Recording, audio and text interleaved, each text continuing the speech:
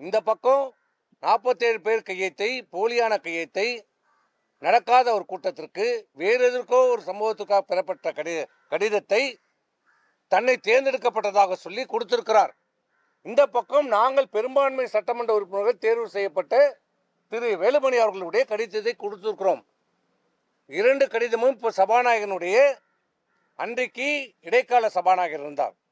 நேற்று தான் சபாநாயகர் தேர்வு நடந்திருக்கிறது. இப்போ அந்த கடிதம் அங்கே இருக்கிறது. இப்படி போலியான ஒரு கடிதம் கொடுத்திருக்கிறார் என்று தெரிந்தவுடனே அடுத்த அரை மணி நேரத்திலே அதற்கு ஆட்சேபனை கடிதத்தை நாங்கள் கொடுத்து விட்டோம். சபாநாயகர் இப்போ அன்றைக்கு இடைக்கால சபாநாயகருக்கு உடனடியாக சபாநாயகர் அலுவலகத்துக்கும் சபாநாயகருக்கும் நாங்கள் ஆட்சேபனை கொடுத்திருக்கிறோம். என்னவென்று அவர்கள் கொடுத்திருக்கிற கடிதம் போலியான கடிதம். அவர் சொல்லியிருக்கிற கூட்டம் நடைபெறவில்லை. அதில் போட்டிருக்கிற கையெழுத்து உண்மை இல்லை. அங்கேயும் கையெழுத்து போட்டிருக்கிறார்கள், எங்களிலையும் கையெழுத்து போட்டிருக்க இரட்டை டபுள் என்ட்ரி இருக்கிறது.